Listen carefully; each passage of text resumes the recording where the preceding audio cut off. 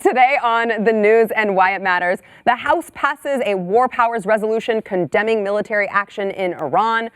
We will get President Trump's response to that from his rally last night. Also, AOC. PETA is really, really angry at AOC. You will not want to miss why. We've got a lot coming up on this Friday, and it starts right now.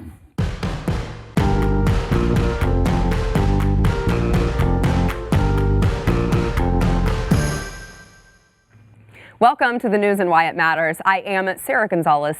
Today here with an all-star cast, we've got Pat Gray, who you've only done like 5 hours of radio today. Yes. So just 5 so okay. far. So you are Pat is ready to fresh and ready to talk. go. We're not going to be able to shut him up. We've got Josh Hammer, editor-at-large from The Daily Wire. Thanks for being here, Josh. It was a pleasure, Sarah. And we've got John Ruggiero, social media coordinator here at The Blaze.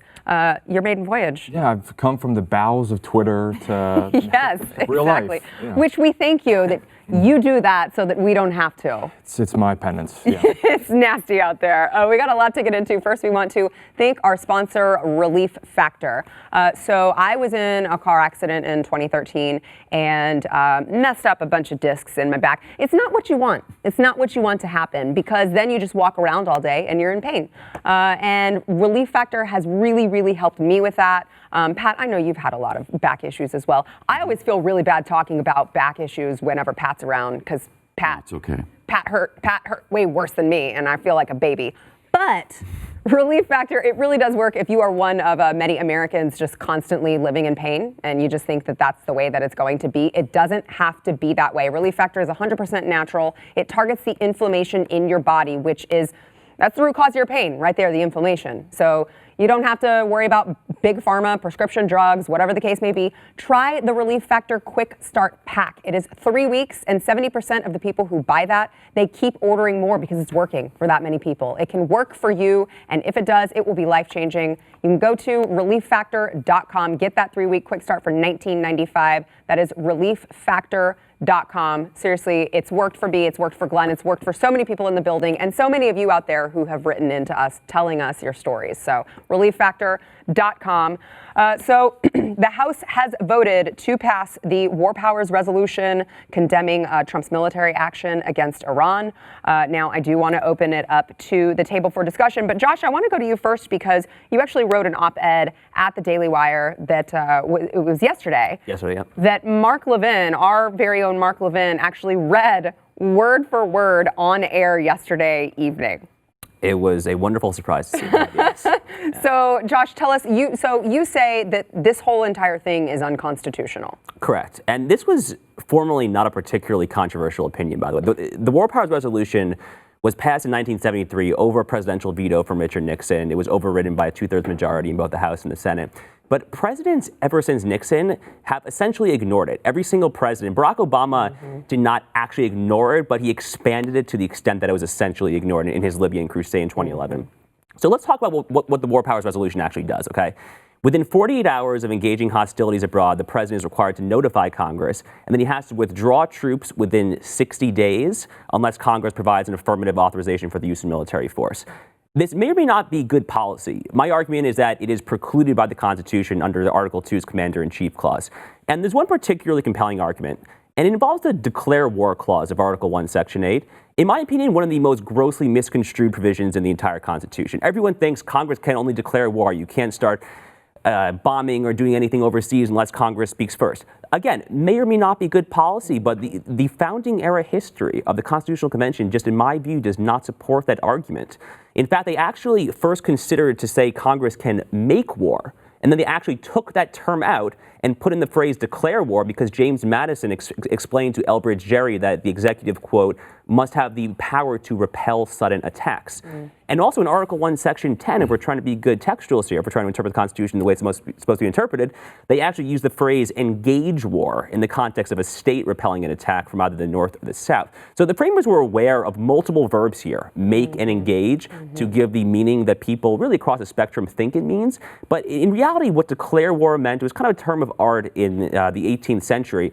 It meant that Congress would formally declare that the state of hostilities between the U.S. and a foreign nation amounted to a state of war, and that would trigger all sorts of various obligations under both international law and domestic law. So it actually was a much lesser power than that. And to be clear, I am not apologizing for a lawless executive branch here. Congress has a ton of tools at its disposal already to push back against what it views as a warmonger president. And obviously the primary thing is the power of the purse. You can defund the war effort in its entirety. Yeah. But the war powers resolution, I believe, is unconstitutional, yes. Pat, you agree? Wow. I don't have any idea, frankly. I've been more focused on the AUMF. Is it the authorization for military force, which we've been given to understand for the last 20 years that a president can respond to certain actions by terrorists or enemy players. And why else make him the commander-in-chief? Right. And you have to have that kind of power if you're going to act quickly in some circumstance. You can't go to Congress every time, beg and plead, have all the information leaked, have it out in the news, and then continue to do an operation. We need to be able to strike quickly on occasion. And so I think that's what this was, and I think he's been fully within his right to do that. And Obama did it. I mean, Obama conducted a war in Libya with... Which was interesting because if you go back, there is video of Nancy Pelosi who said, yeah, Obama had the absolute authority to do that in Libya. And now all of a sudden... yeah. And she was asked point blank on that. And she said, so you're saying Barack Obama has the power to do this? Yes. Just a flat yes. Yeah. It wasn't one of those where she rambles on and you start not being able to tell what she's actually saying. It was a very clear, resounding yes. John, what's your take? It was also interesting that the vote wasn't between strict party lines either. There was 3 Republicans that voted for the resolution and 8 Democrats that voted against it. And Matt Gaetz, who is one of Trump's like top allies, also voted for it, and it was because he was part of that anti-war kind of constituent of the right, and that kind of shows that like it wasn't just like a strict like we don't like Trump vote. There was some complexity to it. Well, yeah, I mean, to that point, Mike Lee has said that he would vote in favor of a similar resolution if it was, I mean, I don't know that it's going to come into anything in the Senate, but that's what is so shocking to me, Josh, because Mike Lee, I mean, constitutionalist Mike Lee, how does he get that? So I know Senator Lee personally, full disclosure, I actually worked for him my first year of law school summer as a Senate Judiciary Committee law clerk. So I think the world of Mike on a personal level. He has always, in my view, had erroneous opinions on Article 2 war powers. He takes a probably more expansive view of the Fourth Amendment than I would, but the main area where I find myself disagreeing with him is Article 2. And again, I think Mike, his policy sympathies are not wrong. America should not be engaging in reckless adventurism, interventionism, this bipartisan neoliberal, neoconservative consensus. I think that's bad policy. But as far as an originalist interpretation matter, I just respectfully disagree with Mike Lee on this one. Representative Pramila Jayapal said that President Trump assassinated Soleimani based on, there was no imminent attack. He had no evidence to show that. Let's listen to a little bit of what she had to say. This is the result of reckless actions by President Trump of military brinksmanship. President Trump recklessly assassinated Qasem Soleimani. He had no evidence of an imminent threat or attack, and we say that coming from a classified briefing where, again, there was no raw evidence presented that there was an imminent threat. It seems to me what's reckless is making that statement. But Representative Rutherford responded to her on Twitter. I know that if we could pull that up, he said he was basically telling her that, hey, I saw the same evidence that you did. We were both in the same room. We saw the same evidence. It's crazy that you could ever say that this was not some sort of imminent attack. No, that's not the right one that we have on screen right now. That's coming up. There we go. I was in the same briefing as you, and this is absolutely false. You and your squad of Ayatollah sympathizers are spreading propaganda that divides our nation and strengthens our enemies. Pretty powerful statement from John Rutherford. And of course, AOC had to get involved because we know she likes to get involved wherever she can, bring attention to the squad. So AOC responded to Representative Rutherford. She said, I find it highly amusing that my coworkers angrily yell stuff like this and then clutch their pearls and cry when they are called out for their racism, which then caused Rutherford to respond to AOC with, it's honestly pretty simple. Donald Trump eliminated a dangerous terrorist. If you don't want to be called an Ayatollah sympathizer, don't sympathize with the Ayatollah. Pat, your thoughts?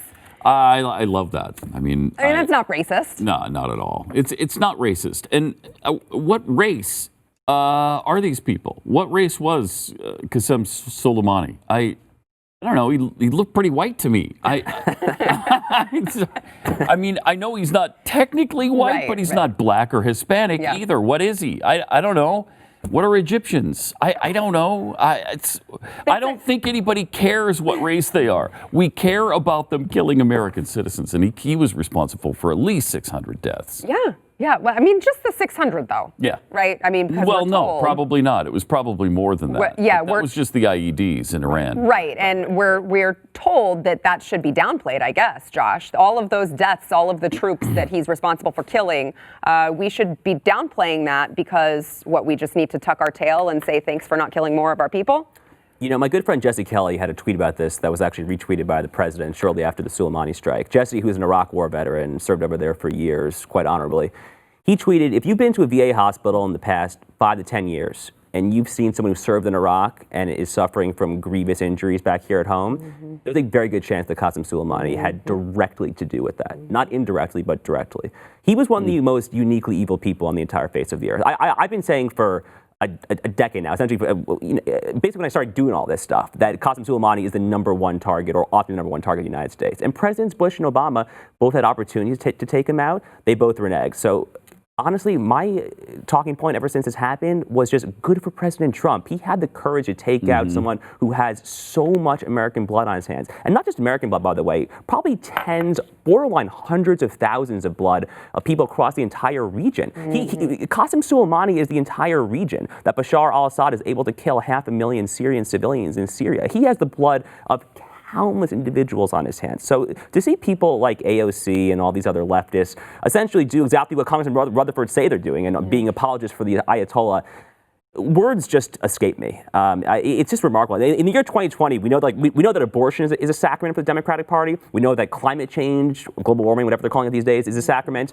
It seems like the Malacracy, the uniquely terrible state-sponsored jihad in Tehran, is a new sacrament for the Democratic Party. Yeah. Oh, well, because Donald Trump is against it. Orange man bad. Yeah, exactly. I mean, John, it really does seem like that. It doesn't matter what he does. Whatever he does, they are on the opposite side, even when it comes to terrorists. Yeah, and to call this racist, it's AOC and the squad's go-to, but it's just ridiculous. And the way that word has kind of become meaningless nowadays, it's really on the fault of the Democrats and the left for using it for every little instance, for anything the right does or anything Trump does. And when it happens in their own party with Governor Ralph Northam, they look the other way, and it doesn't exist anymore. So wait, are you trying to say that Democrats don't actually care about people of color like they say they do? Huh? Who would have thunk it? Coming up, we've got President Trump's reaction to the War Powers resolution. He was in a mood last night. Let me just put it to you that way. So we've got a lot coming up. We'll be right back. That was a high-energy tweet from Congressman Rutherford. Huh? I know. I like that. A mic drop moment. Before we get back into the program, we would like to thank our sponsor, Home Title Lock. So, Deborah's home was stolen. And I don't mean thieves came in and stole a bunch of her stuff. I mean scammers actually stole her entire home. The FBI calls home title theft one of the fastest growing white-collar crimes. This story is why we here at Blaze Media protect our home's title with Home Title Lock. Now, Deborah said criminals found the title to her home online and filed fraudulent documents claiming they owned it. And it doesn't stop there. It gets worse. She was evicted. Deborah was evicted from her own home, and $85,000 in equity that she had It was gone.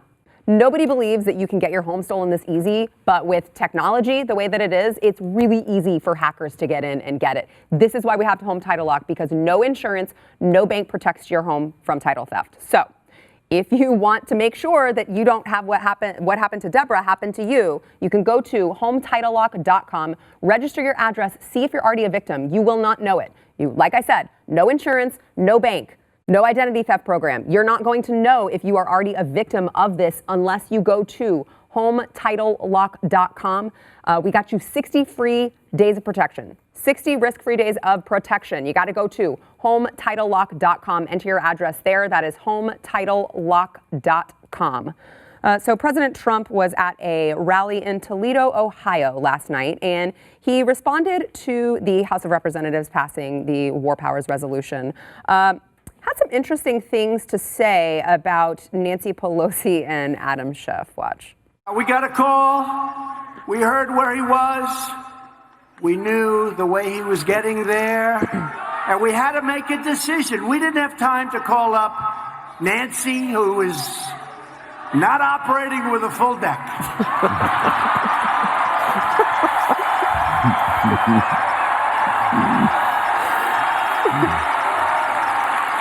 Now they want us to call. Can you imagine calling crooked Adam Schiff? He's so crooked. He's so crooked. Shifty Schiff. Say, gee, Adam, how you doing? Listen, we have the world's #1 terrorist, killed thousands and thousands of people. We'd like to set up a meeting so we can discuss his execution. Would you be willing to meet? Well, I won't be able to make it this week. Well, you know, he's traveling fast. We got him lined up, Adam. You little pencil neck.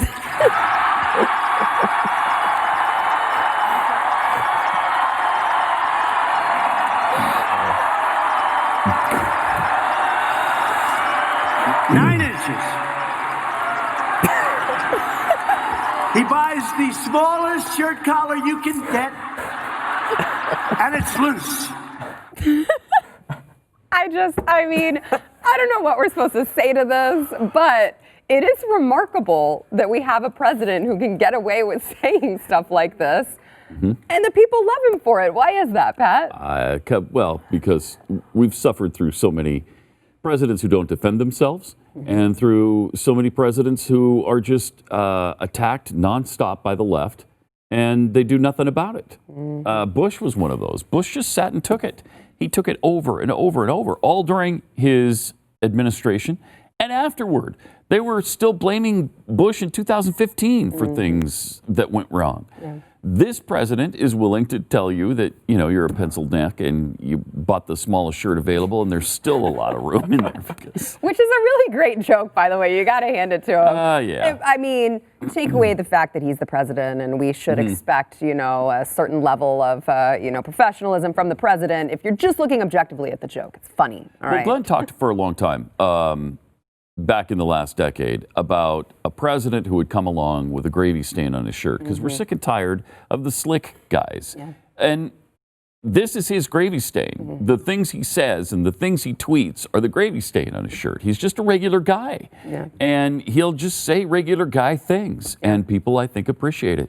Josh, I did not vote for him the first time around. I will be voting for him in 2020. But I used to think like he can't say things like this. And then I see how he gets treated by Nancy Pelosi, Adam Schiff, all of the Democrat Party practically. And you like to see it, right? You're like, yes, you should be standing up for yourself because what they're doing to you is despicable. You know, since at least President Reagan, maybe even going back slightly further than that, but since at least Reagan, the left has had a habit of just perpetually, over and over again, calling any prominent Republican a Nazi, no matter what your beliefs are. You're a racist, sexist, bigot, homophobe, Nazi. The difference between President Trump and pretty much everyone, at least since Reagan, who has held his office, who's a Republican, is that President Trump is just not going to sit there and take it, as Pat was saying. He is going to fight back. And you know what? Similar to you, Sarah, I didn't vote for the president in 2016. I was a hardcore Cruz guy in the primary. At that time, I was making a pretty socially conservative argument that morality in the Oval Office is something that is very important to us. But at this point, from a pragmatic perspective, even if you still believe that, it's a sunk cost, right? I mean, that ship has by definition sailed. Yes. So at this point, personally, I'm just enjoying it. I mean, like, we're along for the ride at this point. He is hilarious. So, like, literally, like, that argument, like, has sailed, and I'm just embracing it. So, like, I'm looking at that, and, like, how do you not laugh? He's so entertaining. He's Donnie from Queens. And if you look at his actual policy and what he's done, it's all good, right? If he was making the country just go into despair, different story if he's up there saying stuff like that. But he's got the record to back it up. Yeah, so they can't argue on the record, so they argue on the character. Right. I mean, I love videos like this. They crack me up all the time. Schiff deserves it. He deserves every little bit. Yes. Like, he's one of the most duplicitous people in Congress, and I'm just eating it up. I love it, yeah. It really is truly a sight to see. On the impeachment front, Nancy Pelosi confirmed, she has confirmed, according to several reports, that they will be sending the articles next week. I know yesterday we talked about she held a press conference and she was like, well, I don't know the exact day, but it will be really soon. Now she has actually said they will be sent to the Senate next week, right on schedule, because the Senate is, Josh Hawley has created a resolution to change the Senate's rules that would allow the Senate to vote to dismiss the articles of impeachment if they have not submitted, if the House has not submitted them within the next 25 days. McConnell has actually already signed on to that. Maybe why Nancy Pelosi is now moving and saying, okay, we'll send it over to you.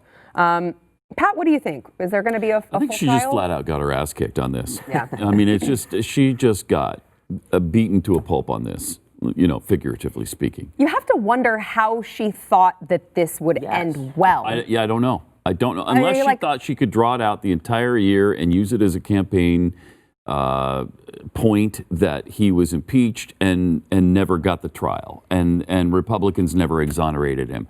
Maybe she just didn't want there to be a trial, but I mean, that couldn't happen. That's just McConnell's not going to let that happen. And you would think that if she wanted to drag it out longer, they wouldn't have concluded their entire investigation so quickly. Right, Josh? I mean, they could.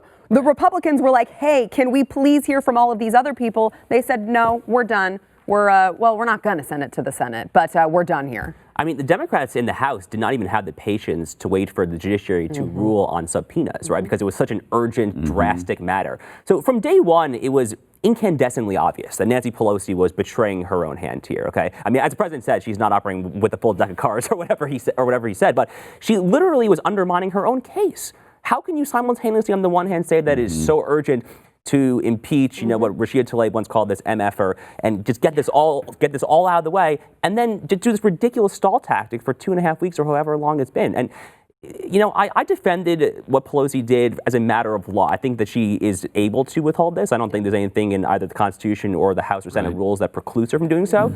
But from a political perspective, so stupid. Mitch McConnell has zero incentive to negotiate. How could she possibly think that she could extract procedural concessions? Senate Republicans are just totally content to sit there, beat up on the table, puff some cigars, and just be like, we're waiting for you. Yeah. Yeah, the media portrayed this as she was like some master strategician, like playing mind games with McConnell. But like, if you know Mitch McConnell, like that's not him. He's just going to sit there and say no, and then she's stuck with the bill. So also, if you know Nancy Pelosi, she's not a master strategist at anything. It's Maybe like 20 years ago, but it's like when the New York Times called Hillary Clinton like the master troll because she posted like one meme or something. Right. It's just crazy. Yeah. All right. Back in a minute. Did Hillary really ever post a meme? I didn't know that she was that type. Hey, don't miss Overtime coming up next. Remember, you can go to BlazeTV.com or wherever you get your podcasts, but we all know you want to see our smiling faces on BlazeTV.com. In Overtime, we are going to be talking about the alleged Epstein suicide attempt footage. No longer exists after the jail saves the wrong video. Oops. That's just a weird coincidence in a series of other weird coincidences. There's nothing to see here. Also, PETA's really pissed at AOC. You will not want to miss why, but you got to go to BlazeTV.com. If you use promo code NEWS, you will save $10 off of your annual subscription. That is at BlazeTV.com. By the way, before we go, you may have noticed I'm wearing this Texas Gun Experience shirt. We're going to the range after the show. And I went to an assembly for my son because he was winning an award. And I had told him, I said, I might take you out of school a little bit early so that we can go as a family. And he says to his friend as we're leaving, he's like, my mom's taking me out of school early so we can go to the gun range. So we're going to see how that plays out at school today. I don't think I've gotten a call yet. Good thing you Not live in yet. Texas. Yeah. Evergreen sentiment.